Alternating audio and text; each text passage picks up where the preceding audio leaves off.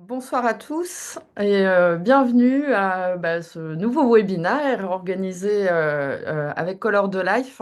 Donc Color de Life, c'est l'agence conseil et formation en stratégie couleur que j'ai fondée il y a quelques années. Je suis moi-même Marion Lamarque, spécialiste de la couleur dans le marketing et le design. Et justement, j'allie en fait les équipes marketing et du design autour de la couleur, l'objectif étant de sublimer la marque et ses produits. Alors, on a quatre domaines d'intervention principaux, l'identité de marque à 360, la stratégie produit, la commercialisation et des méthodes et processus qui augmentent évidemment la rentabilité, mais aussi le plaisir des collaborateurs. Alors, la couleur fait vendre. C'est pour ça qu'on s'adresse aux directions marketing, aux directions design, mais aussi aux directions communication et distribution, en leur proposant des prestations qui sont adaptées à leurs besoins, sachant que l'objectif, c'est d'élaborer des stratégies couleurs qui permettent évidemment de développer les ventes, mais aussi la rentabilité globale. Donc pour cela, on fait à la fois des missions de conseil, mais aussi du mentorat, parfois des ateliers créatifs, et on va jusqu'à la formation. Sophie aussi en parlera, mais elle forme également. Avec les passionnés de couleurs que j'ai rencontrés ces 25 dernières années, on propose aussi du coup des événements de sensibilisation. Et c'est ce qu'on va voir aujourd'hui du coup avec Sophie. Moi, je vous propose aujourd'hui de découvrir les pouvoirs cachés des couleurs pour transformer votre vie et votre intérieur. Alors, je vais passer assez vite sur qui je suis, parce que ce n'est pas vraiment l'intérêt ce soir. Juste que je m'intéresse au mécanisme de la couleur depuis extrêmement longtemps, parce que j'avais avant une première vie de journaliste, et dans les années 90, j'étais journaliste sur des sujets de marketing et d'identité de marque. Donc, j'ai eu à rencontrer beaucoup de personnes, notamment Carré Noir, Jean-Noël Cap-Ferrer, Bernard Roulet, etc. Et tous ces gens, et beaucoup de designers. Et tous ces gens parlaient de la couleur pour faire vendre. Moi, ça m'intéressait beaucoup, mais je voulais aller un petit peu plus loin. Et puis, par le biais, par la chance et les événements, j'ai pu intégrer l'équipe rédactionnelle du L Décoration, dans laquelle je suis restée quasiment 17 ans. Et j'ai eu peu à peu des sujets liés à la couleur, que ce soit dans L Décoration, dans Maisons et Travaux, etc. Tous les magazines auxquels j'ai contribué. Donc j'ai creusé le sujet en rencontrant des experts, des designers, des scientifiques, toutes les personnes qui pouvaient m'intéresser sur le sujet parce que je suis comme vous, je pense, enfin j'étais comme vous. Je voulais absolument comprendre comment la couleur fonctionnait. Moi, j'ai eu une enfance qui m'a permis d'être en contact avec la nature et avec la beauté de la couleur très jeune. Et ça m'a toujours manqué après quand je suis revenue vers l'âge de 8 ans vivre à Paris. Donc, j'ai recherché la couleur pour faire du bien, en fait, pour me faire du bien et pour comprendre comment dans nos intérieurs, en l'occurrence à travers de stylisme OL Déco, on pouvait essayer de reproduire des harmonies d'association qui vraiment ont du sens. Je suis quelqu'un qui cherche le sens en permanence et je l'ai trouvé dans les couleurs en réalité, parce que la couleur, c'est de la lumière et c'est ce qu'on va voir. Donc, depuis 2010, je propose des formations couleurs et bien-être à notamment des professionnels de la décoration, mais pas que. Ça m'est arrivé de former des personnes qui ont des chemins de vie totalement différents et qui viennent vers moi parce que justement, ils ont envie de pratiquer la couleur qui fait du bien. Petite anecdote, d'ailleurs, ça m'est arrivé de former des personnes qui fabriquaient des rubans. J'ai formé également une numérologue, astrologue qui travaille maintenant avec la couleur. Enfin, vous voyez, c'est très, très divers et varié, mais c'est toujours vers la même optique, c'est connaître les bienfaits de la couleur. Alors, je suis un peu multicarte depuis quelques temps, enfin, c'est-à-dire que j'ai écrit trois livres principaux, enfin c'est trois livres en fait, sur la couleur qui fait du bien. Le premier, je ne l'ai pas mis en photo parce qu'il était épuisé, c'est la Décobox Couleur et Bien-être, qui était vraiment en 2017 chez Erol, une sorte de guide pratique de la couleur bien-être. Ensuite, la déco des émotions en 2021, qui était une sorte de petit livre sur la décoration holistique, c'est-à-dire la décoration, les sons, les odeurs, les formes ajoutées à la couleur, hein. C'était très, très varié.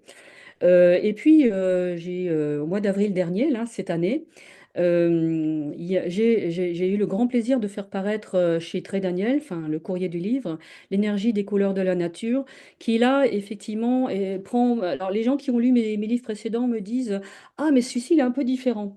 Il est un peu différent, il est un peu moins pratique, bien qu'il y a beaucoup d'exemples de comment utiliser les couleurs de la nature chez soi. Mais il est un petit peu, effectivement, c'est une balade un petit peu, c'est une balade lumineuse, en fait. Dans les différents états et univers des couleurs de la nature, de l'océanique en passant par le végétal et en allant vers le solaire et le lunaire. Enfin voilà, je vous en parlerai un petit peu tout à l'heure au fur et à mesure du PowerPoint. Bon, je fais aussi des nuanciers, ça m'arrive de faire des nuanciers qui sont effectivement à chaque fois des nuanciers bien-être. Celui-ci, c'est un exemple que j'ai réalisé pour Terre du Monde 83, qui était une stagiaire qui créait de magnifiques peintures à la chaux et qui m'a demandé de créer un nuancier. Allez, on arrive dans notre sujet de ce soir. Je fais juste un petit rappel physique sur comment fonctionne la couleur. Mais je ne suis pas une physicienne de la couleur. C'est Marion qui, elle, excelle en ce domaine et fait des formations absolument passionnantes sur tout ce qui est physique de la couleur. Grosso modo, comment ça marche la couleur? Ben, la couleur, c'est de la lumière, hein. Donc, comme de la lumière, ce sont des ondes électromagnétiques qui émettent des vibrations avec des fréquences et avec des longueurs d'onde. Alors, les fréquences, c'est les petites traits saccadés ou plus longs, ou les ondes plus larges que l'on voit. Et les longueurs d'onde, elles vont aller, on les voit là, elles sont marquées en chiffres. Donc, ce qu'on comprend ici tout de suite sur le petit schéma, c'est que le rouge a la longueur d'onde la plus longue et ce n'est pas étonnant parce que le rouge est une couleur extrêmement physique qui va aller nous réchauffer juste sous nos petits corpuscules dermiques et provoquer donc des impressions de chaleur physique et puis émotionnelle en fait, si vous voulez. On va pas parler du rouge aujourd'hui. On va aller un petit peu plus loin parce que ce qui nous intéresse aujourd'hui, c'est que les couleurs provoquent des émotions. La couleur, ce n'est pas qu'une apparence, ce n'est pas qu'une apparence sur un mur ou sur un meuble, sur un vêtement. La couleur, elle émet des ondes qui envoient une information au cerveau et ces ondes lumineuses vont provoquer chez nous une réponse émotionnelle et physique à un ressenti. Et ça marche absolument sur tout le monde, hein. Il n'y a pas d'interprétation culturelle ou etc. Ça marche avec tout le monde et c'est prouvé par les neurosciences. Donc c'est intéressant parce que moi je me suis dit donc dès le début, hein, 2010, quand j'ai commencé vraiment à prendre un virage vers la couleur bien-être en me disant c'est ça que je veux faire et que je veux enseigner, je me suis dit que c'était vraiment intéressant parce que ça c'était universel et que ça nous donnait les moyens dans nos intérieurs, mais tout ce que je vais vous raconter c'est bon pour le vestimentaire aussi. Ça nous donnait les moyens d'avoir un pouvoir en fait sur notre bien-être. Alors oui, la question, évidemment, ce soir, c'est la couleur peut-elle nous faire du bien? Bon, évidemment, si on est là, c'est que c'est oui. Les recherches neuroscientifiques l'ont démontré. Elles démontrent que certaines zones du cerveau sont activées par les couleurs spécifiques et que l'on peut, avec la couleur, faire énormément de choses. On peut apporter un sentiment de sécurité, on peut rendre un lieu beaucoup plus doux qu'il n'est, on peut envoyer un message positif et toutes sortes de messages positifs. C'est ça que j'enseigne dans mes formations. Alors, je voudrais vous faire juste un tout petit test, hein. Regardez bien ces deux images et que ressentez-vous? Je n'ai pas votre retour là parce que j'ai pas d'audio, etc. Mais je m'imagine que comme je le fais régulièrement quand je fais une conférence, ce test, vous êtes tous majoritairement à préférer la photo de forêt. Parce que effectivement, ces recherches ont prouvé que, et vous allez voir où je veux en venir avec la couleur après, bien évidemment, parce que tout ça c'est de la couleur en fait, hein, que les scènes urbaines et le béton activaient les zones cérébrales de l'anxiété. Et bien sûr, les scènes de nature, les scènes végétales, permettent, elles, un état d'apaisement du stress. On verra le vert tout à l'heure, donc je ne vais pas le décrire en détail, mais c'est très très important, intéressant de se dire que oui, l'effet de la nature est très important et encore plus quand on peut s'immerger dedans. Mais ce sont aussi les couleurs de la nature, justement, qui vont pouvoir agir sur notre état émotionnel, stress ou etc. Alors, je présente toujours un peu ce livre coup de cœur. Moi, je l'aime beaucoup. Il y a beaucoup de livres hein, qui ont parlé des arbres, etc. Lui, ce n'est pas que l'arbre, hein. C'est un livre autour de la biophilie. Je sais qu'il y a Anne, Sarah, que j'ai formée, qui s'intéressent beaucoup au sujet. Et je en ai parlé de ce livre parce qu'il expose les thèses du docteur Ulrich, un docteur en biodesign en fait, hein, qui a fait beaucoup d'études, notamment dans des EHPAD, dans des hôpitaux, etc. Et il a prouvé que de façon sûre l'utilité des plantes dans la guérison des patients. Mais alors, ce qui est intéressant, c'est qu'il a montré aussi que des photos de nature pouvaient apaiser les angoisses et pouvaient apaiser notamment les douleurs et certaines inflammations. Alors, vous me voyez venir parce que ces photos, ce sont des photos de la nature en couleur. Donc, c'est là-dessus que c'est intéressant de travailler parce qu'effectivement, même si c'est bien plus intéressant d'être au sein de la nature, mais on n'a pas tous les moyens de l'être, on peut effectivement profiter des couleurs de la nature pour nous faire du bien. Parce que notre cerveau reptilien, c'est notre cerveau archaïque et primaire, il est en fait, il fonctionne sur des codes qui sont envoyés par la nature. Quand nous étions néandertaliens, hommes et femmes de Cro-Magnon, on fonctionnait sur des codes de la nature. La nature, le vert, ça pouvait être la nourriture, les animaux qui se cachaient dedans. Bon, on savait que c'était des zones fastes en nourriture. Euh, il y avait des couleurs qui étaient reliées directement à notre survie, à notre confort, à notre protection, etc. Et ces codes sont entre autres transmis par les couleurs. Alors là où je voulais en venir, c'est la question qui débute en général mes cours quand je commence à parler des couleurs de la nature, c'est et si la mer était rouge? Bon, j'imagine votre réaction. Si la mer était rouge, évidemment, ce serait pas tout à fait la même chose. Nous n'aurions aucun plaisir à nous asseoir devant la mer et puis à laisser notre esprit aller se reposer au gré des vagues, divaguer d'ailleurs, ça se dit, parce que la mer est bleue, justement. C'est justement parce que la mer est bleue qu'elle nous fait du bien et que ça produit chez nous un effet terrible, vraiment apaisant. Alors le bleu de l'océan, le vert des forêts, le jaune éclatant du soleil, toutes ces couleurs de la nature nous parlent de sérénité, d'équilibre, d'énergie. Merci donc la nature. Est-ce que l'idéal finalement, ce ne serait pas de retrouver chez soi les émotions profondément bienfaisantes que nous procure la nature? Évidemment, moi je réponds très positivement puisque c'est mon travail de former à cela. Alors ce soir, je vais vous proposer un voyage dans trois univers aux couleurs absolument fascinantes, aux énergies puissantes et qui sont très faciles à utiliser chez vous. Bon voyage. Imaginez, imaginez un endroit aussi apaisant pour vous qu'un fauteuil devant la mer. Vous rentrez chez vous et vous sentez immédiatement plus calme. Le stress extérieur ne vous atteint plus. Une agréable impression de tranquillité vous accueille. Cette énergie particulière n'est pas liée au hasard. C'est une question d'ondes, de vibrations plus lentes qui agissent sur notre ressenti physique et émotionnel. Je vous propose de partir dans l'univers océanique et d'aller étudier les bleus anti-stress. Descendons dans la grotte marine. Couleur froide, aux nombreuses nuances du ciel et de la mer, le bleu va favoriser la détente physique et mentale. Les 1000 nuances des ondes bleues forment des harmonies naturelles qui sont particulièrement reposantes. Du côté des neurosciences, et c'est ce que dit également Michel Le Van Nguyen dans son vraiment fantastique livre Cerveau et nature, pourquoi nous avons tant besoin de la beauté du monde, constate que le bleu peut contribuer à diminuer notre pression artérielle et à apaiser notre rythme cardiaque et respiratoire. Alors, je spécifie à chaque fois, ce n'est pas médical, c'est du bien-être. Mais le bien-être, tout commence par le bien-être, n'est-ce pas?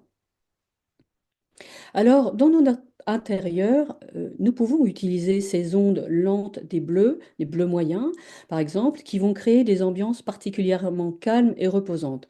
Alors évidemment, ce sont des ambiances qui peuvent manquer parfois de vitalité. C'est pourquoi il est intéressant d'apprendre à marier les couleurs en tant qu'émotion entre elles. Et si je vous donne un petit exemple, si ici j'avais envie de donner un petit peu de vitalité, je pourrais aller vers différentes couleurs chaudes et notamment sa complémentaire, le orange, qui redonnerait tout de suite, qui se verrait très très bien puisque les complémentaires se potentialisent et qui donnerait un petit peu de vitalité douce à cet endroit. C'est un exemple. Alors, une petite astuce bleue, si vous avez envie de bleu anti-stress, l'idée pour ne pas lasser avec un côté trop monochrome en utilisant toujours le même bleu, on peut conjuguer des ambiances très intéressantes et très agréables avec plusieurs bleus en camailleux. Je vous rappelle que le camailleux, c'est une association de deux ou trois ou plus couleurs d'une même famille de couleurs, plusieurs bleus, plusieurs verts, plusieurs rouges, etc. L'intérêt du camailleux, c'est que ça ne lasse pas le regard. Si on est fan d'une couleur et qu'on a vraiment envie de n'utiliser que cette couleur dans une pièce ou en vestimentaire, ça permet de renforcer l'effet de la couleur. Moi, ce que j'appelle, c'est son principe actif. Le principe actif du bleu, c'est l'antistress. Donc, on peut, comme ça, conjuguer plusieurs bleus pour garder quand même son activité antistress sans lasser le regard. Si on a besoin de ralentir, si on a besoin de rafraîchir une pièce ou une chambre, par exemple l'été, ça peut être intéressant d'utiliser des linges de lit bleus et de mettre des voilages bleus aux fenêtres pour avoir une lumière un peu bleutée dans la fenêtre, dans la pièce, hein. Vous voyez, ça, c'est des petites idées que j'aime bien donner parce qu'elles sont très simples. Ça ne coûte vraiment pas grand-chose, mais ça change le ressenti totalement de quelques degrés de température. La solution bleue, elle est là, hein, en fait, hein. Ouais, oui, je l'ai dit avant de voir l'image, mais le bleu peut favoriser aussi la préparation au sommeil. En tout cas, globalement, tout ce qui est ton froid, tout ce qui est alors que ce soit des tons pâles ou des tons sombres, mais ça marche mieux dans les tons sombres, peuvent favoriser une préparation au sommeil. Le froid, les tons froids par la fraîcheur, hein, le corps et le psychisme finalement sont effectivement plus ralentis par tout ce qui est couleur froide. Et puis les tons sombres, alors là c'est des couleurs claires, mais les tons sombres sont intéressants parce que lumière égale vitalité. Donc quand vous baissez la lumière dans une pièce, vous baissez aussi le niveau d'énergie et de vitalité. Voilà un exemple justement de l'antistress aux 1000 nuances. C'est une partie du nuancier que j'avais construit avec Stéphanie Martin pour Terre du Monde 83. On avait travaillé sur différentes nuances que elle-même fabrique, hein, avec de la chaux, en fait, sur des nuances aux couleurs relaxantes. Mais chacune a son rayon d'action, hein. Là, je vous parle de la couleur en général, mais si on parle de chaque nuance, on peut affiner le rayon d'action émotionnelle de chaque nuance, et c'est ça qui est réellement passionnant en fait, hein, quand on fait du travail là-dessus. Alors justement, parlons d'une autre nuance de bleu, parce que jusqu'ici on a vu plutôt des bleus soutenus et j'ai parlé de ralentir, rafraîchir et être anti-stress, mais avec les bleus clairs, vous voyez ce qui va se passer. Je dilate la cage thoracique, je respire. Le bleu clair est une couleur fantastique pour dilater les volumes, mais aussi pour donner une impression euh, aérienne. Évidemment, hein, ça ne vient pas de rien, c'est le bleu du ciel. Et ça peut être intéressant pour les gens qui peuvent se sentir oppressés ou si, voilà, quand on a besoin de gagner en espace et en volume respiratoire, c'est une vraie bonne couleur. Alors voici mon conseil psycho des bleu pâle, qui sont formidables pour transformer les tout petits volumes. Le blanc n'est pas forcément la panacée, hein, je fais un petit aparté, mais le blanc n'est pas forcément ce qu'il y a de plus génial pour agrandir les volumes. Bien sûr que ça agrandit les volumes, mais ça ne fait pas que ça, parce que le blanc, pour certaines personnes, il peut donner une impression de vide, et le vide n'est pas bien ressenti par tout le monde. Bon, j'arrête sur le blanc, parce qu'après, je me connais, je suis assez passionnée, je peux dériver. Donc, on peut très bien utiliser un bleu clair très aérien pour remplacer le blanc, entre autres, hein. Il y a d'autres couleurs, mais parce que ce bleu clair, il va agrandir visuellement les pièces, il va dilater le volume des petits espaces. C'est ce que j'appelle l'effet repousse-mur et il est vraiment très intéressant. Avec un simple pot de peinture bleu ciel, on peut transformer une pièce réduite ou une pièce sans fenêtre et donner l'impression qu'elle est plus grande en réalité que la réalité, hein, avec juste ça. Vous voyez, donc la couleur pour ça, c'est vraiment magique. On peut provoquer donc une sensation aérienne très facilement. Je trouve que ces bleus-là, mariés au blanc particulièrement, puisque le blanc va encore les rendre un petit peu plus aériens et lumineux. Donc c'est intéressant de savoir qu'il n'y a jamais rien de perdu. Avec la couleur, on peut modifier absolument tous les espaces. Au début de mon intérêt pour les couleurs, j'avais créé une société, ça devait être dans les années 2000. C'est une société qui s'appelait votresaldattente.com et je m'intéressais particulièrement à la décoration colorée, enfin aux couleurs des salles d'attente parce que je trouvais que c'était des endroits qui étaient tout le temps très très mal foutus et puis qu'on y passait parfois beaucoup de temps. Donc, je trouvais que proposer à des thérapeutes de travailler sur les couleurs, c'était pour eux une solution qui ne leur coûtait pas très très cher et puis qui pouvait apporter un maximum de bien-être en fait pour les praticiens. Donc, je ne sais plus pourquoi je vous dis ça, mais en fait, bon voilà, le principe oui, le bleu clair, c'était une couleur qui revenait assez souvent chez certains thérapeutes, parce qu'ils sentaient bien, eux, bon, je leur expliquais comment ça fonctionnait, mais il se trouvait que c'était une couleur qui était appréciée par beaucoup de personnes. Allez, je vous propose de poursuivre le voyage dans l'univers des couleurs calmes, aux ondes lentes, par l'univers végétal. Retrouver l'équilibre intérieur grâce à la lumière verte de cette allée du soleil qui passe à travers les feuilles. L'univers végétal, le vert, est une couleur qui est très particulière. Nous autres, êtres humains, nous l'apprécions en général, surtout quand elle est dans la nature, parce qu'elle nous fait vraiment du bien et qu'elle est aussi, elle est donc présente presque, je dirais presque dans nos gènes, hein. Ça fait partie de ces couleurs qui étaient des marqueurs de survie et de bien-être. Nous étions à l'ère préhistorique, je dirais. Alors, quand vous parlez du verre à certaines personnes, vous allez avoir des réactions du style ah ouais, mais ça porte malheur, etc. Bon, là, je vous invite à relire Michel Pastoureau pour savoir d'où viennent ces idées dans l'inconscient collectif, hein. Mais en fait, il faut distinguer la couleur psychologique et la couleur émotionnelle. Moi, je le dis tout le temps parce que il y a des couleurs et le vert en fait partie. Et vous allez avoir des gens qui vont rester bloqués sur ouais, mais le vert, ça donne mauvaise mine, ça porte malheur. Et ça, c'est la perception un petit peu. C'est un peu faux. Enfin, c'est faux parce que c'est psychologique. Mais si on se fie à son instinct, si on se fie à notre corps, en fait, notre corps va aimer le vert, en fait. Pourquoi? Parce qu'il va trouver dans le vert une couleur qui le régénère profondément, d'où ce nuancier. C'est vraiment une couleur de l'équilibre parce elle va activer les deux hémisphères de notre cerveau et ainsi nous aider à nous recentrer. Vous voyez comme c'est important d'utiliser certaines couleurs justement dans certains états. Dans les états, par exemple, de burn-out, de grande fatigue émotionnelle, grande fatigue cérébrale, le vert est vraiment un allié précieux. Alors, je reviens juste là parce que, il y a une grande mode de la sylvanothérapie, les bains de forêt. J'en ai parlé d'ailleurs dans mes deux derniers livres. C'est très très intéressant parce que en fait, si le bain de forêt est si bénéfique, c'est lié à deux choses. Alors, c'est lié évidemment à l'oxygénation, c'est lié aux huiles essentielles, les terpènes et tout que nous rejettent notamment les grands pins, les arbres. Ça, c'est intéressant. Mais il y a autre chose, parce que la plupart, moi j'en ai fait deux, trois, hein, des bains de forêt, mais je suis toujours étonnée que les gens qui vous emmènent comme ça à vous balader sont souvent très très intéressants, mais ils oublient souvent de dire que c'est quand même plus agréable de faire un bain de forêt en été quand c'est vert et que vous êtes entouré, baigné dans cette lumière verte, qu'en hiver vous allez avoir que des troncs d'arbres et des branches. Parce qu'en fait, ce qui est intéressant et ce qui est très efficient en fait dans le bain, c'est la couleur verte. Parce que cette couleur verte, justement, elle va vous aider à vous recentrer.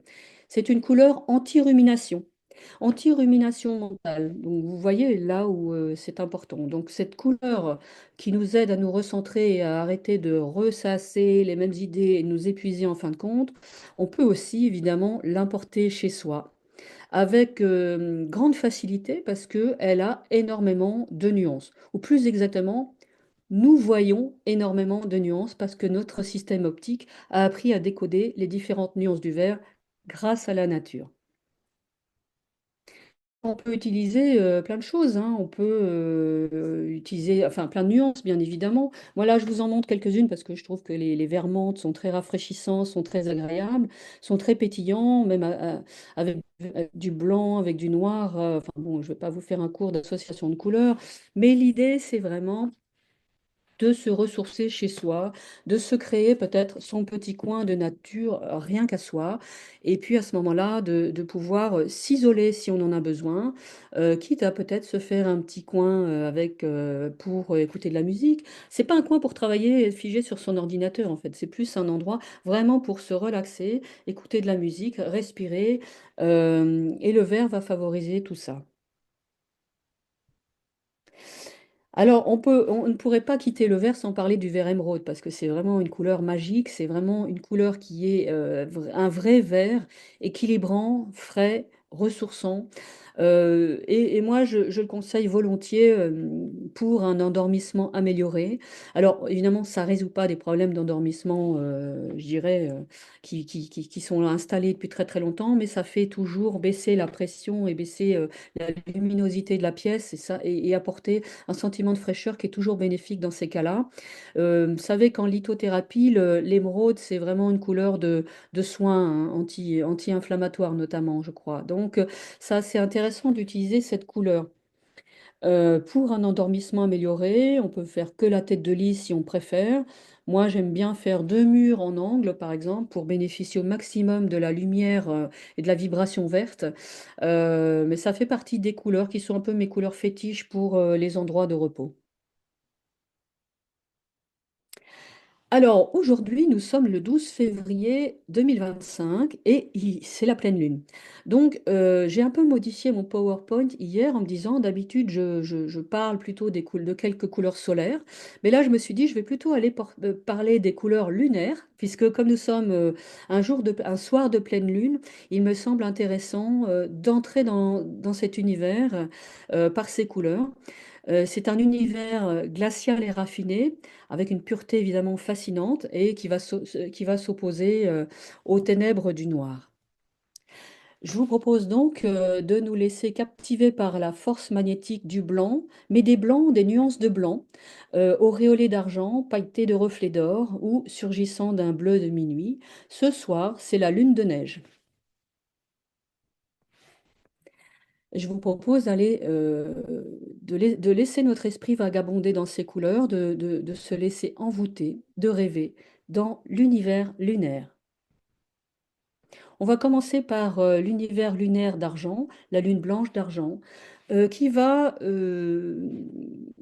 s'exprimer autour de blanc auréolé de la magie lunaire. Alors là, je vous transporte vraiment comme si vous étiez dehors. Imaginez que vous êtes dehors sur une terrasse ou dans un jardin, dans un parc, et que vous regardez la lune blanche ce soir, et vous allez voir des halos un petit peu argentés apparaître, des couleurs discrètes.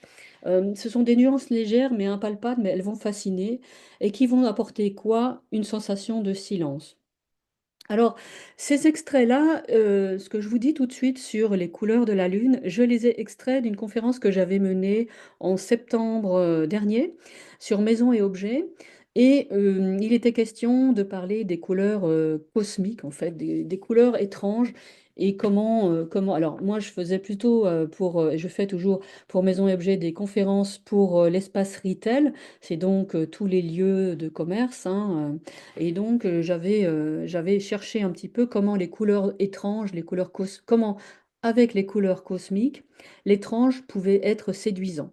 Donc, j'étais passée par donc, la présentation des différentes phases de la Lune, et là, je vais vous en présenter quelques-uns.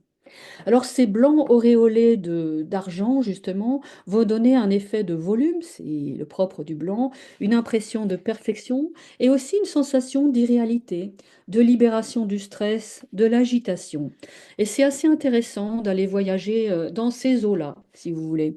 Alors ça, c'est une photo que j'ai prise, alors c'est pas très artistique, mais c'était pour montrer justement à quel point, dès que le ciel couvrait sur l'océan, dès que le soleil couvrait sur l'océan, il apparaissait des couleurs vraiment lunaires.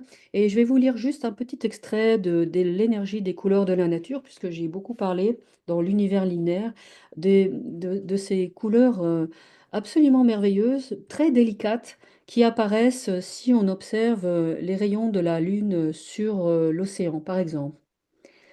Dès que le ciel se couvre sur l'océan, le gris apparaît, obturant la transparence des fonds marins, cédant la place à 1000 nuances d'argent qui scintillent au moindre rayon de lumière échappé du ciel. Une autre palette de couleurs, presque lunaire, s'offre alors à nos yeux, des reflets d'argent presque blancs, des gris céladons à la limite du vert, des ors puissants puisque le soleil perce à travers les nuages sombres. L'univers de Neptune n'est jamais à court d'imagination pour nous envoyer ces messages venus des profondeurs de l'océan.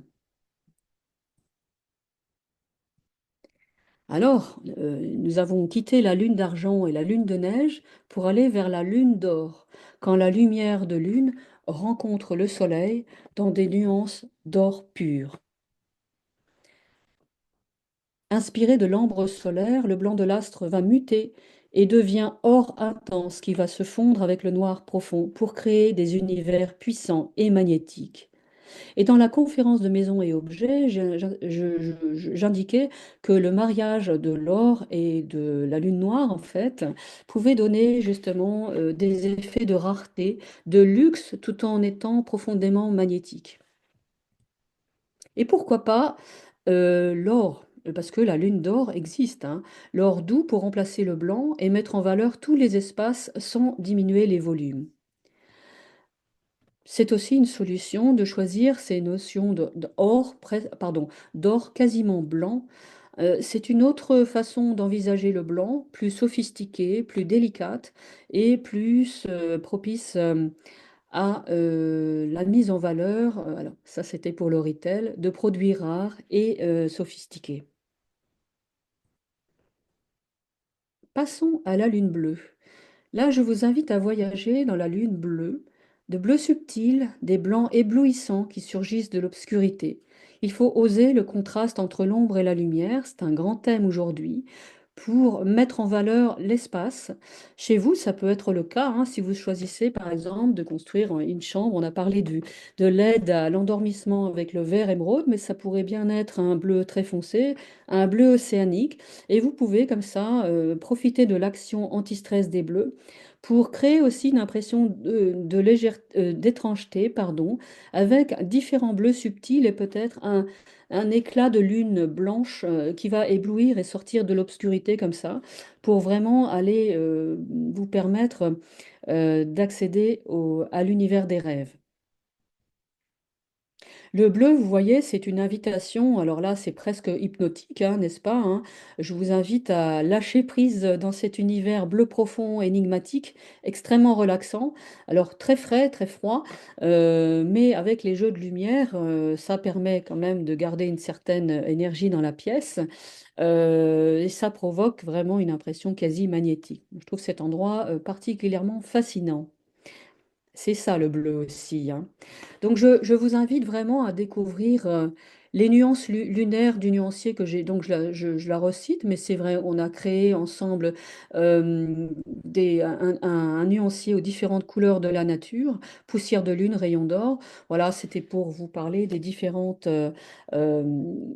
impressions que peuvent donner, que l'on peut avoir après avec quelques nuances autour des blancs colorés et des blancs accompagnés d'autres couleurs. Voilà, donc là, je pense que vous avez quelques codes, je l'espère, des codes couleurs pour faire de votre intérieur votre meilleur allié, votre endroit ressource, et surtout renaître jour après jour. Mais ce n'est pas fini. Je vous remercie de votre attention, mais je vais vous présenter autre chose aujourd'hui, je vous remercie Marion de me donner l'opportunité de le faire. Car aujourd'hui, j'ai décidé de limiter un petit peu mes formations aux professionnels. Enfin, je répondrai aux demandes au coup par coup, je dirais. Mais j'ai créé une autre formation qui ne remplace pas mes formations pour les professionnels, hein. Si vraiment des gens sont intéressés, je le fais en individuel. mais j'ai décidé de mettre une partie de ces connaissances, seulement une partie, sur une plateforme de formation. Donc, c'est un voyage en fait, c'est un petit voyage. Enfin, ce sont une dizaine, il y a 10 voyages au total. J'ai appelé ça l'expérience merveilleuse. Et cela permet effectivement d'accéder à 10 voyages chromatiques pour apprendre et ressentir l'essentiel de l'univers sensible des couleurs vivantes. Donc là, ce que je vous passe sont des pages de ma page de vente. Je, je me suis dit que c'était une belle façon de continuer ce que j'aime faire, tout en me permettant d'accéder à autre chose, puisque là, je vais me destiner plus à... J'ai fait une formation de chromothérapie il y a quelque temps, une double formation de chromothérapie. Ça m'intéresse, j'ai envie de passer de la couleur matière à la couleur lumière, mais je ne lâcherai pas la couleur matière pour autant, hein. Comme je vous le dis, je suis toujours à disposition pour faire des formations. Mais cette formation-là sur une plateforme me permet de lâcher un petit peu de mon temps, tout en permettant de continuer à faire bénéficier de mon expertise assez sensible et particulière ceux qui le souhaitent. Donc, cette initiation aux couleurs, elle est pour l'instant, je la lance vraiment, vraiment ce soir. Euh, si vous êtes intéressé, attendez peut-être jusqu'à après. Si j'ai oublié, je viens en y pensant, je me suis dit, tiens, j'ai oublié de libérer le lien sur mon site. Mais bon, ça me demande 5 minutes après le webinaire. Et puis surtout, je suis à votre disposition si vous avez envie de savoir ce qu'il en est, ce qui se cache derrière cette formation.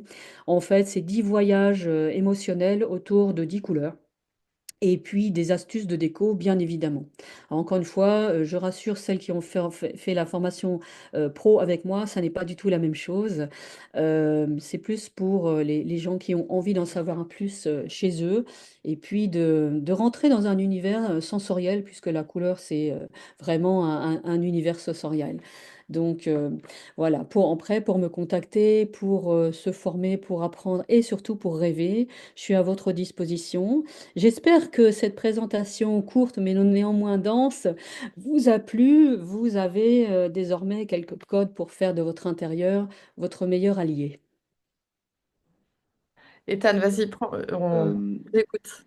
je m'intéresse énormément à la couleur et bah, du coup, comme vous l'avez dit, il y a aussi un impact sur sur tout ce qui est lumière.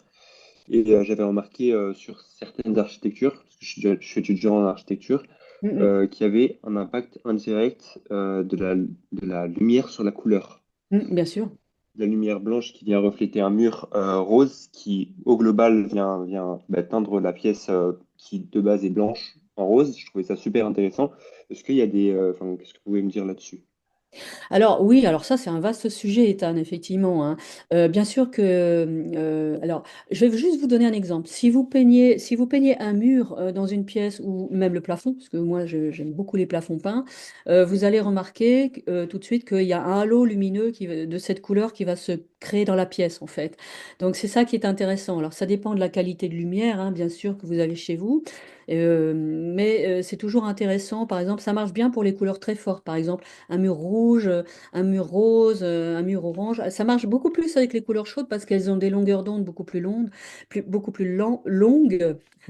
Et elles vont vraiment réagir à la lumière, mais ça peut être intéressant quand on veut créer, par exemple, réchauffer une pièce sans mettre trop de couleurs. On peut, par exemple, se dire, bah, allez, je vais prendre un mur rose, comme le rose de la veste d'Anne aujourd'hui. Un rose très fort, très joyeux, très fuchsia. Alors, je vous parle du rose parce que je sais que ça marche très bien avec un mur rose, mais j'ai aussi vu le cas avec un plafond rouge, c'est un beau rouge. Moi, j'appelle ça les rouges dragons, un rouge orangé. Ça marche très bien, hein. C'est comme si les, vous voyez, chaque couleur a comme des petites tentacules de lumière qui vont s'échapper d'elle. Moi, j'appelle ça des fils de lumière colorés. Et ces fils de lumière colorés, ben, ils vont choper la moindre lumière environnante pour agir et pour vivre, en fait. Bon, moi, j'ai une façon de présenter la couleur qui est très sensible, hein, vous l'avez remarqué. Je ne vais pas rentrer dans les détails physiques parce que là, c'est vraiment la partie de Marion pour le coup.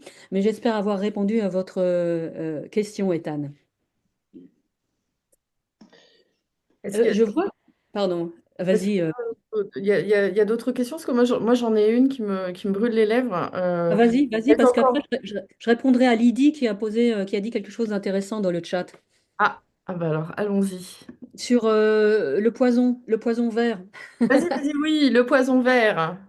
Alors ça, on le découvre hein, chez Michel Pastoureau quand il nous raconte qu'effectivement le poison, enfin, le vert était considéré comme une couleur maudite, mais ça vient du fait qu'avant, il existait des teintures vertes qui étaient faites à base de dérivés d'arsenic en fait. Et j'ai entendu dire d'ailleurs que ce serait en partie lié à la mort de Molière, parce que c'est vrai que Molière est mort sur scène, mais à l'époque, la Seine, elle était très chauffée. Elle était chauffée par les éclairages qui étaient des foyers, en fait. Il y avait des foyers tout autour de la Seine. Et en fait, Molière, ce jour-là, avait un pourpoint vert, donc teinté à l'arsenic, hein, quelque part. Et puis, il souffrait d'une apoplexie, donc il avait de la fièvre. Et il semblerait, enfin, c'est ce que j'ai lu, que, il y a eu un peu de la teinture, évidemment, c'était pas fixé comme aujourd'hui, hein, de la teinture de son pourpoint à l'arsenic qui se soit mêlé à sa transpiration et qui ait définitivement emporté l'artiste.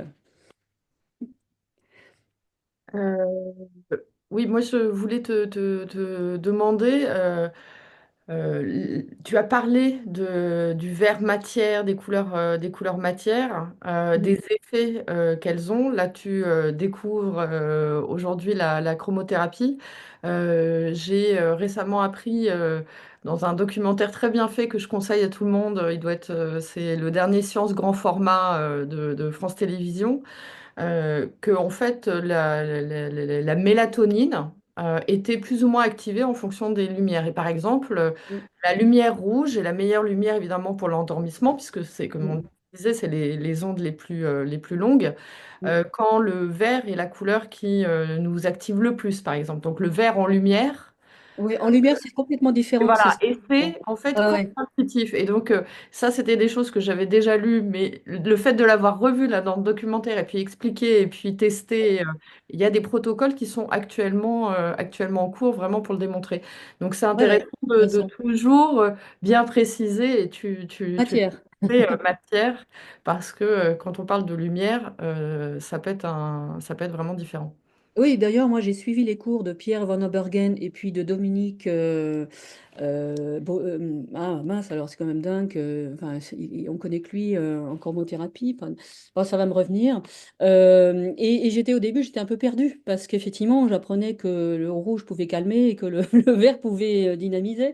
Alors que moi, je raconte le contraire parce qu'évidemment, on n'a pas la même action dans les couleurs matière, donc les couleurs que l'on va utiliser principalement en décoration d'intérieur et en chromothérapie avec des couleurs lumière qui sont très puissantes, mais qui effectivement, dont les effets varient un petit peu de la couleur matière.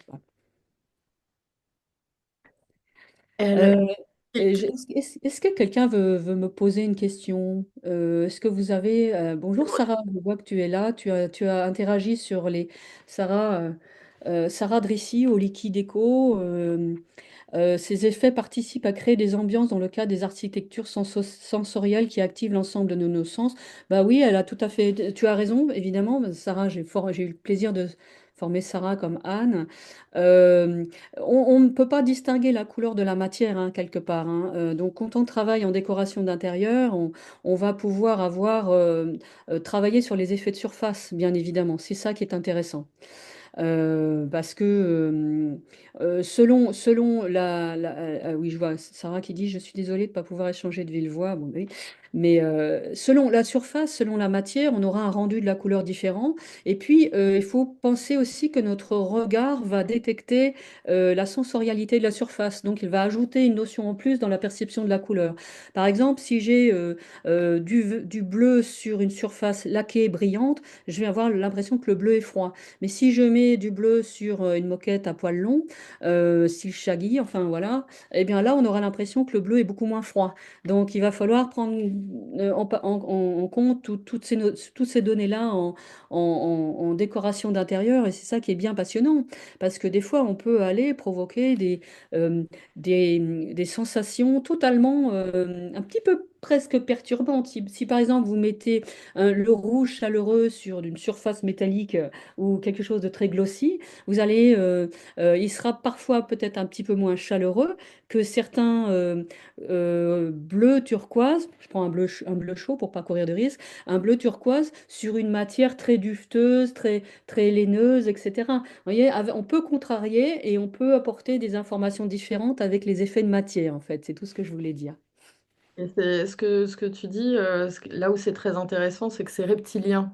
Tu en parlais au début de ta conférence, Oui, c'est-à-dire que voilà, une surface brillante, elle est froide, humide, etc. Donc c'est bien les couleurs, matière, finition. C'est vraiment un ensemble qui va dégager une émotion, une atmosphère et provoquer des émotions et des sensations. oui, oui, oui. C'est ce que j'appelle le toucher du regard, en fait, hein, tu vois, la matière. C'est que le regard, il va toucher les choses, en fait. Il va ressentir, effectivement, si c'est doux, si c'est chaud ou si c'est rugueux. Et il va associer bien toute l'énergétique de la couleur à cette impression-là. Donc, c'est subtil, hein, en fait, mais ça devient très, très intéressant. Et ce qui devient super intéressant aussi, c'est les associations de couleurs. Parce que, bon, moi, alors, évidemment, moi, j'ai la manière dont je les enseigne, tout le monde a bien compris, c'est la couleur qui provoque l'émotion. Donc on est dans l'émotionnel, on est dans le sensitif, on est dans le ressenti. Ce qui veut dire qu'on va associer les couleurs complètement différentes. Ce matin, j'avais un cours avec deux personnes. Donc il y avait une peintre et une architecte. J'ai oublié de les inviter, c'est pas bien du tout. Mais je vais leur parler après. Et elle me disait, la peintre me disait, en fait, comment on fait avec le cercle chromatique? C'est mon outil de prédilection, mais en fait, je me rends compte que par rapport à ce que tu racontes, il est presque inutile. Alors, je disais, effectivement, on n'est pas dans la même dimension. Ça peut être intéressant de se servir du cercle chromatique pour les associations de couleurs. Voilà, complémentaires, primaires, faux-camailleux, etc. Moi, je les utilise pour ça. Mais ce qu'on va faire, nous, et on va le transformer, ce cercle chromatique, en cercle chromatique émotionnel. Parce qu'en fait, il est super intelligent et super bien fait. Et avec comment dire, le décodage que je peux apporter sur les couleurs émotionnelles, on va s'y retrouver également.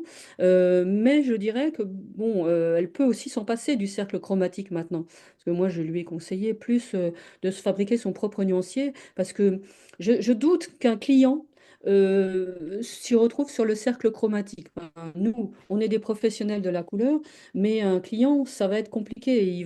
D'abord, c'est pas une bonne base de lui mettre le cercle chromatique sous les yeux, n'est-ce pas, Anne? Tu te souviens quand j'avais dit, quand on met un nuancier, une liasse de couleurs entre les mains d'un client, on a foutu le marché en l'air, quoi.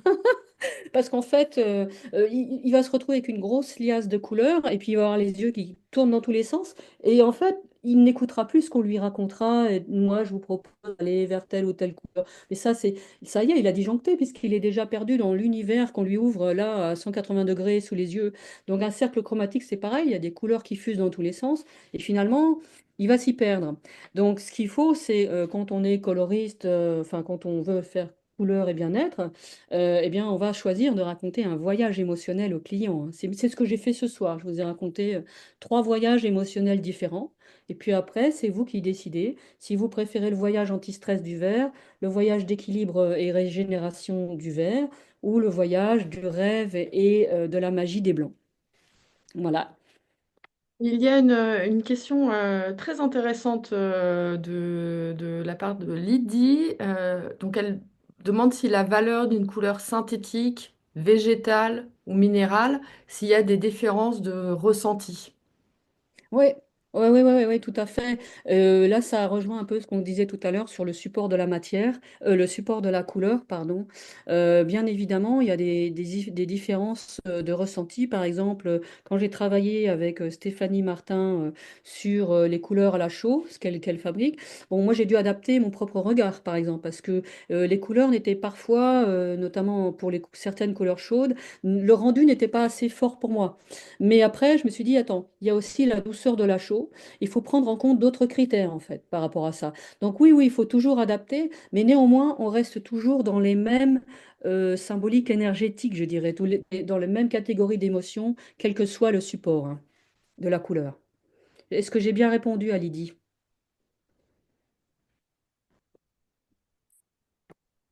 Lydie, si tu veux prendre le micro, n'hésite pas, hein. Il y a Sarah, peut-être aussi, qui voulait. Je te mets toujours en lien, nos positions. Ah oui, oui. Oui, merci.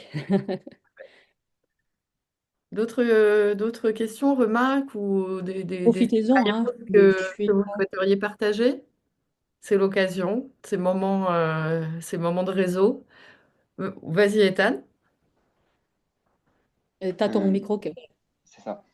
Du coup, j'aurais une question. Moi, j'ai un dilemme, c'est que dans ma chambre, j'hésite du coup entre le bleu et le vert. Vous avez dit que c'était des bonnes couleurs. Le souci, c'est qu'il y a mon bureau juste à côté. Et j'ai l'impression que c'est le cas de pas mal de chambres. Et du coup, c'est deux énergies qui s'opposent totalement. D'un côté, on a besoin de dormir, se reposer. De l'autre côté, on a besoin d'être pertinent et de travailler. Comment est-ce que je peux lier ces deux énergies totalement différentes grâce à la couleur, justement? Alors là, en plus, tu as choisi deux énergies qui ne sont pas du tout différentes, mais qui sont très complémentaires, quoi. Tu vas avoir le bleu d'un côté. Alors, je vais schématiser, bien évidemment, ce que je dis là, parce que sinon, il nous faudrait 3 heures de cours. Mais le bleu, tu vas travailler un peu sur voilà, le côté univers intérieur, enfin, anti-stress, ralentissement un petit peu, etc. Ça dépend des nuances, hein, parce que là encore, c'est très schématique ce que je dis. Parce que si tu prends un bleu turquoise, ce sera beaucoup plus dynamique. Si tu prends un bleu ciel, tu seras respiratoire. Et si tu prends un bleu marine, par exemple, là, tu vas être dans quelque chose de très ouais, anti-stress, en fait. Mais le vert n'est pas du tout complet, et n'est pas du tout, n'est pas si différent que ça, parce que lui, il va amener une dimension d'équilibre. Voilà, j'ai parlé d'équilibre du vert tout à l'heure, de régénération. C'est une très bonne couleur pour un bureau, hein, d'ailleurs, le vert. Certains verts en particulier. Tu vois, il y a deux couleurs, il y a des couleurs qui sont très propices. Je crois que j'en ai parlé dans la déco des émotions, des couleurs qui sont très propices au brainstorming. On dit avoir les idées claires en bleu clair. Le bleu clair, effectivement, il aère un peu les cellules. Enfin, je ne sais pas s'il aère le cerveau, mais en tout cas, il donne cette impression. Et puis, il y a certains verts teintés de jaune. Alors, j'irai peut-être pas jusqu'au Granny Smith, mais tu peux prendre des verts un peu. Euh, voilà, dès que tu mets un petit peu de jaune dans les couleurs, tu les illumines un peu, hein, tu apportes cette dimension d'énergie du cerveau. Parce que le jaune est un booster antidéprime. C'est vraiment la lumière qui nourrit. Nous, on est des êtres lumineux. On n'a pas l'air, certains le sont plus que d'autres, mais on est vraiment des êtres qui fonctionnent à la lumière. C'est-à-dire que si on vivait dans le noir, on ne vivrait pas, en fait. On aurait des dépressions 100%. On ne penserait pas, on ne créerait pas. C'est la lumière qui nous fait agir et créer. Donc, dans ton bureau, tu peux jouer sur des tonalités. Par exemple, si tu veux prendre un bleu clair et un vert un peu foncé, il va falloir que tu trouves le lien entre les deux. Après, tu as une couleur qui est fantastique pour ça, qui relie un petit peu ces deux-là. Ça va être tous les bleus pans, par exemple. Tu vois? Si tu travailles autour, va regarder par exemple, je sais pas si je peux citer une marque de peinture, oui je peux, hein. Oui, oui, Chez Ressources on par n'est pas à la exemple, télé. chez Ressources, par exemple, enfin, il n'y a pas que, hein, mais je sais qu'à l'époque, j'avais travaillé chez un client sur les bleus, les fameux bleus de Sarah Lavoine. Je sais pas, c'est pas que j'ai bon, moi, j'en pense rien de spécialement, mais elle a développé cette gamme de couleurs bleu pan dans différentes tonalités. Et ça, c'est assez intéressant parce qu'effectivement, le bleu pan, selon la lumière, il va te paraître soit bleu, soit vert. Il va bouger. Donc c'est aussi pour ça que c'est une couleur qui a un peu le vent en poupe depuis quelques années. Déjà parce qu'on s'en lasse un petit peu moins vu qu'elle change beaucoup avec la lumière. Et puis aussi parce que c'est une couleur qui nous vient d'un nuancier fantastique qui était celui des années 50. Alors ce nuancier des années 50, comme beaucoup de nuanciers, il traduit son époque, hein, évidemment. Moi j'adore étudier les nuanciers pour cela, parce qu'ils traduisent tous des tranches de vie de 10 ans, 15 ans. On ne sait pas de quoi sera fait le nuancier des années 2020-2030, mais j'ai vraiment hâte de le voir. Je serais trop vieille, mais c'est intéressant parce que, alors je reviens à celui des années 50, c'était des années d'après-guerre. C'était des années d'après deux guerres effroyables. Et en fait, dans le nuancier des années 50, il suffit de taper nuancier des années 50. On voit quoi? Bah, il y a du bleu pan. Il y a l'apparition de ce fameux bleu pan, qui vient aussi de l'Art déco, hein, qui était avant, mais il est revenu là.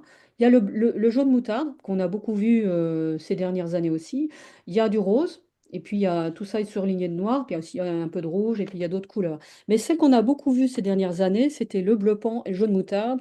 Et je me suis dit, tiens, c'est marrant parce que, évidemment, dans une époque un petit peu difficile, où on se cherche un petit peu, on va aller rechercher des choses que l'on connaît.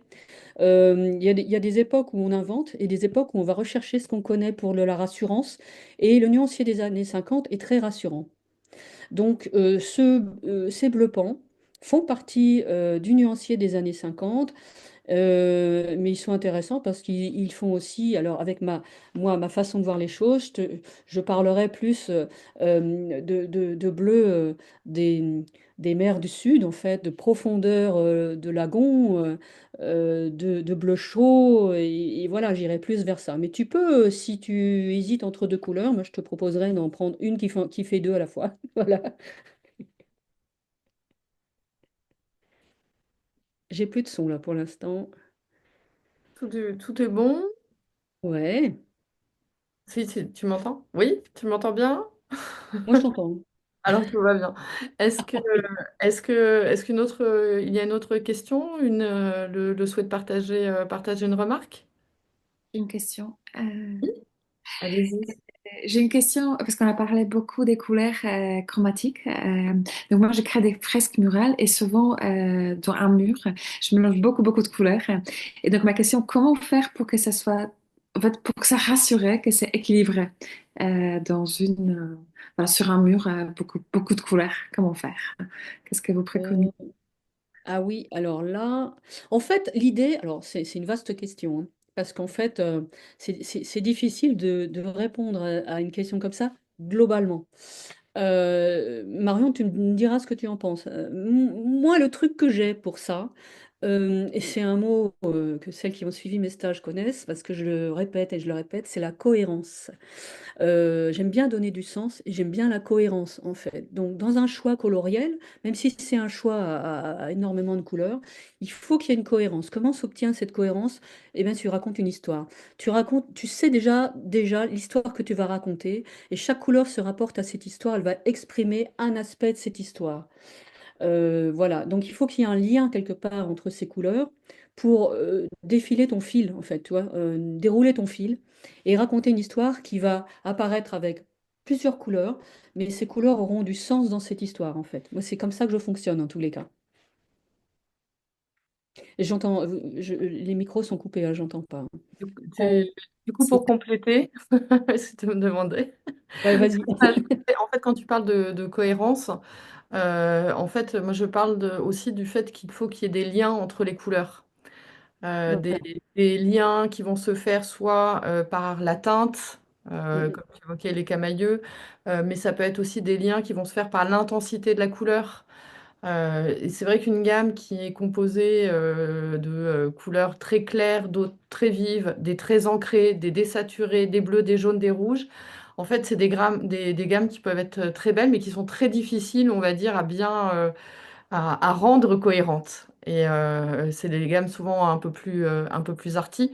Et en fait, je pense que là, elles sont intéressantes parce qu'en fait, elles provoquent, on va dire, un tourbillon d'émotions, mais elles sont difficiles à comprendre aussi parce qu'il y a ce tourbillon. Et donc, quand on arrive à obtenir de la cohérence, on peut raconter des émotions différentes. Tout en ayant quelque chose comme ce que tu disais, Sophie, hein, qui raconte une histoire peut-être progressivement aussi. Ouais, ouais, tout à fait. Tu vois, j'ai souri quand tu as parlé de lien parce que j'allais parler de lien à ma façon. En fait, dans des harmonies complexes, ce que j'expliquais ce matin aux deux personnes qui suivaient le cours, dans des harmonies complexes, j'aime bien décortiquer les couleurs pour trouver le lien qu'elles ont entre elles. Bon, je donne un exemple, par exemple, un kaki bleuté et un fuchsia. C'est une jolie harmonie qu'on trouve dans la nature, mais qu'est-ce que je pourrais ajouter, par exemple, comme couleur qui irait bien avec ces trois-là? Alors, je vais chercher le lien qu'elles ont, toujours avec mon système de petites tentacules de lumière qui partent de l'une vers l'autre. Elles se rencontrent. Là, j'ai le fuchsia, là, j'ai le vert kaki bleuté, et elles vont essayer de se rejoindre. Qu'est-ce qu'elles vont se raconter? elles vont se raconter quelque chose qu'elles ont en commun. Alors, qu'est-ce qu'elles ont en commun dans leur composition? Donc, quand tu décortiques ces deux couleurs, bah, tu vas te dire, bon, qu'est-ce que j'ai dans le fuchsia? J'ai un peu de bleu. Qu'est-ce que j'ai dans le kaki bleuté? J'ai un peu de bleu. Peut-être que c'est le bleu qui va faire le lien, en fin de compte. Voilà, je laisse la question ouverte, mais pour moi, c'est une façon de composer des associations avec des petits fils de lumière qui vont avoir quelque chose à se dire. Ah! Il y a du bleu. Eh bien oui, on va se raconter une histoire autour du bleu. Alors c'est peut-être le troisième. La troisième couleur, ça va être le bleu en l'occurrence. Après, effectivement, il faut rentrer dans les notions de tonalité, de lumière du bleu, etc., comme le dit Marion. Mais ça peut être une façon de composer une histoire avec différentes couleurs aussi. J'espère, est-ce qu'on a bien répondu, Marlène? Oui, tout à fait. Merci beaucoup. Eh, de rien. Marie? Oui, j'avais une question aussi. Oui, Alors déjà, bonsoir à toutes et merci Sophie, c'était très passionnant. merci. Moi, j'ai adoré la partie où vous parliez de bien faire la différence entre la psychologie de la couleur et la manière dont la couleur est perçue instinctivement. Et du Oui. coup, en fait, je me pose la question par rapport au fait que vous, votre méthode, c'est du coup raconter des histoires. Et comment vous arrivez justement à raconter des histoires sans faire de pont avec justement des références historiques ou des références qui pourraient justement jouer sur la psychologie et qui pourraient venir un petit peu perturber ce qu'on peut percevoir instinctivement de la couleur. Alors, oui, c'est une bonne question. Euh, En général, déjà, s'il y a des idées préconçues sur certaines couleurs, je les évacue d'emblée. Parce que si elles font obstacle à, à la couleur qui, je pense, va faire du bien à ce client. Mais attention, c'est toute une démarche hein, de choisir des couleurs avec ma technique. C'est un diagnostic bien-être, en fait. C'est de quoi vous avez besoin, de quoi vous n'avez pas besoin, etc., etc. Enfin, bon, c'est beaucoup plus complexe que ce que je vous dis là. Et donc, en fait, l'idée, ça va être, par exemple, d'aller proposer une certaine famille de couleurs. Mais si cette famille de couleurs, effectivement, j'ai une réaction d'emblée, une réaction justement purement culturelle, en fait, culturelle ou je dirais cérébrale, où on m'a dit que cette couleur faisait ceci, etc. D'emblée, je le démonte. Hein. Donc, je ne vais pas rentrer je ne rentre jamais dans des exemples historiques, etc. En fait, parce que la matière, de la manière dont je travaille, dont nous travaillons, hein, Anne, Sarah, toutes les personnes qui étaient là, il y en a d'autres que j'ai. En fait, c'est une autre façon, c'est un autre regard sur la couleur. Hein. C'est vraiment ce que je mets dans mon site, c'est un autre regard sur la couleur. Donc, on évalue déjà, on évacue quelque part la dimension justement trop psychologique qui nous est inculquée par cet inconscient en fait, cet inconscient collectif dont parle si bien Pastoureau et d'autres. Donc on va revenir à l'émotionnel, à la réaction du physique, et en fait c'est les neurosciences qui vont pouvoir justifier en fait ce choix. Donc je remplace des exemples historiques, etc., par des exemples de neurosciences. C'est ce que j'apprends dans mes cours en fait. Hein. Mais plus globalement, si on n'a pas suivi mes cours, on s'inspire, on peut très bien aller chercher ces exemples dans la nature. Moi, tout le sujet de mon dernier livre, L'énergie des couleurs de la nature, c'est ça en fait. Hein. C'est comment si je vais prendre une couleur d'un lagon, si je vais prendre le bleu d'un lagon, si je vais prendre le vert d'une feuille au soleil, si je vais prendre l'argenté doré ou le doré d'un rayon lunaire, comment je vais pouvoir faire rêver la personne que je conseille pour son intérieur et la convaincre finalement que c'est l'une des couleurs qui va lui faire du bien pour mieux dormir, pour avoir enfin un intérieur qui l'apaise ou qui lui donne de l'énergie, etc., etc. Est-ce que j'ai bien répondu à votre question, Marie? Tu m'en Oui, amènes oui, complètement. Ça Merci. ça m'en amène une, Marie. Du coup, c'est en fait ce que tu viens de dire. J'imagine si tu veux vendre un rose un peu fuchsia, tu vas pas, évidemment, parfois certains vont réagir en parlant de rose Barbie. Ça va être la Mm. dimension codée. Hein, C'est euh, ça.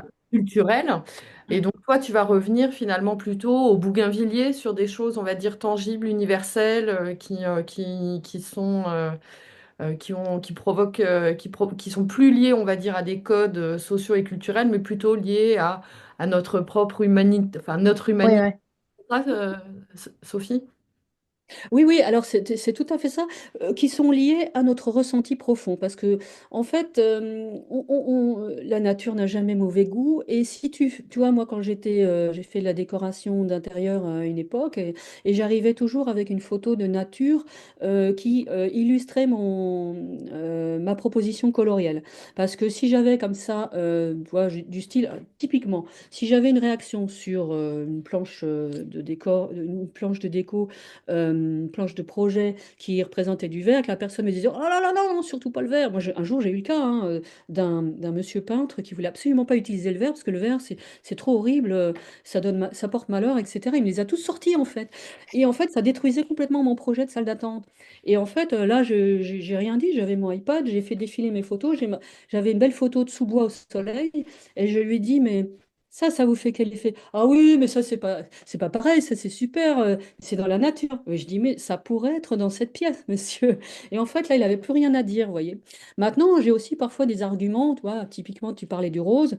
Si ah, le rose, ceci dit, je peux aller raconter l'histoire du rose Baker Miller ou des choses comme ça. Ça aussi, ce sont quand même des références très connues hein, dans le monde de la couleur. Mm, mm, mm. Il y a une question aussi de Marie-Laure qui demande en fait quelle est ton approche auprès des, si ça a été le cas hein, d'ailleurs, auprès des personnes mâles ou non-voyantes. Ouais, c'est une bonne question. Moi, j'ai jamais eu le cas. Je n'ai jamais eu le cas. Par contre, j'ai eu l'occasion de rencontrer Éric Brassanglard, le blind designer. Hein, je pense que beaucoup d'entre vous le connaissent. À une époque, bon, on avait même un projet de bouquin, mais finalement, ça s'est pas fait. Mais c'est pas grave. Mais lui, alors, Eric, c'est quelqu'un qui est designer, qui a été frappé de cécité progressive à l'âge de 30 ans, alors qu'il était au sommet de sa carrière à Los Angeles, directeur artistique d'une grande marque de parfums, etc., etc. Et en fait, lui, il a après développé tout un accès différent à la couleur bah, en développant d'autres capacités. C'est-à-dire, alors moi, je vais vous raconter une anecdote. Hein. Un jour, je suis allée le voir à Paris, il était de passage à Paris, et je suis allée le voir. Ce jour-là, j'avais un trench vert menthe. Et en fait, en partant, parce que je suis quand même un peu, moi, comme saint Thomas, j'ai l'air comme ça de raconter des choses très poétiques, mais je peux vous assurer que je les assure fermement. Et je lui dis en partant, tiens, tu peux me dire, Eric, de quelle couleur est mon trench? Je lui ai dit, et en fait, parce qu'on était amis, hein, il me dit, écoute, je sens quelque chose de très frais. C'est très frais, c'est très... il y a quelque chose de l'ordre de là, il dit, je pense pas que ce soit du bleu. Et puis, il a fini par trouver la couleur, hein, pas la couleur exacte, mais il a fini par trouver que c'était dans les verts. Donc je suis repartie complètement... bon, il m'épatait déjà parce que c'est quelqu'un qui a une sacrée résilience et qui travaille une certaine gamme de couleurs et il les enseigne aussi à Lyon. Mais là, il avait découvert... Après, je me suis un peu renseignée sur la question, effectivement, sur les malvoyants et les non-voyants, mais ça, c'est des sujets que tu connais beaucoup mieux que moi, hein, Marion. Hein.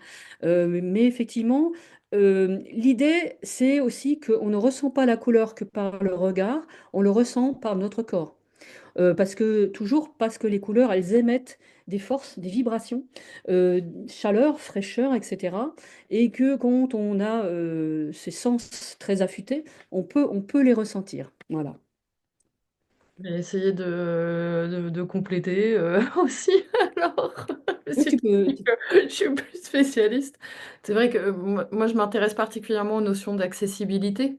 ouais, Et c'est valable évidemment aussi pour pouvoir, enfin, de penser les couleurs pour qu'elles soient lisibles, mais aussi pour qu'elles bénéficient au public en provoquant des bonnes émotions. Et les daltoniens aiment la couleur, par exemple. Voilà, il ne faut pas l'oublier. Et donc plutôt que de dire que la plupart des daltoniens ne voient pas le rouge et le vert, je préfère rappeler qu'ils voient le bleu et le jaune.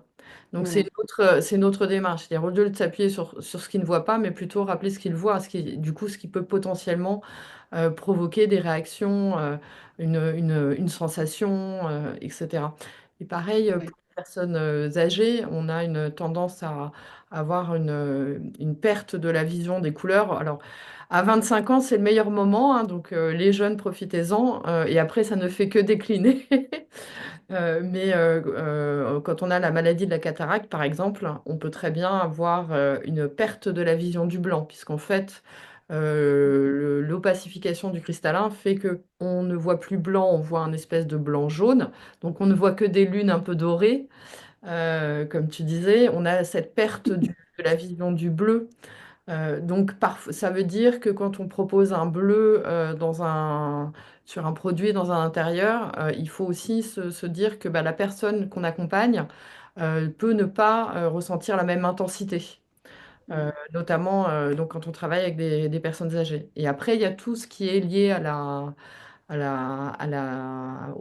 dégénérescence, à la démence, où là, il y a des choses complètement à éviter. Mais c'est la même chose. Moi, j'ai travaillé aussi pour des autistes où là, ils ont besoin de couleurs, il n'y a pas de souci, comme tout le monde, mais il y a des contrastes qui peuvent provoquer, on va dire, des réactions trop négatives, on va dire, en termes d'émotions, parce qu'en fait, biologiquement, physiquement, en fait, il va y avoir une activation dans l'œil trop importante, une sollicitation trop importante pour ces publics-là. Donc, c'est important d'en tenir compte. Et là, pour le coup, moi, je peux renvoyer vers des guides qui ont été travaillés par Target. Et Target vient notamment aussi de sortir un guide sur l'inclusivité, le Human Conscious Design. Et il y a beaucoup de pistes sur la couleur aussi. On peut en trouver dans les webinars qu'on a déjà proposés. Il y a aussi des notions sur ces sujets-là. Si vous avez envie de poursuivre, c'est sur la chaîne YouTube du réseau Color de Life. La question était j'ai oublié le prénom. Et Marie-Laure. Marie-Laure, Oui. pardon. Ouais, Marie-Laure. Ouais. Ouais, mettre en avant la richesse des différences. Bah oui, oui, c'est clair. Il faut en profiter. C'est comme quand on parle des nudes. Hein, Sophie, la variété des nudes, elle est juste extraordinaire. Ouais, On ouais, ouais. couleurs de blanc rosé à des brins dorés, mais aussi des brins rosés, des orangés Ah quand oui, on oui. passe sur les peaux indiennes. Et toutes ces couleurs-là sont que des couleurs. On avait eu une discussion où tu me disais c'est que des couleurs qu'on prend, enfin, qui nous font du bien en fait. Oui, oui, tout à fait. Moi, dans mes formations, je propose souvent le nude en remplacement du blanc, enfin, dans certains cas, hein.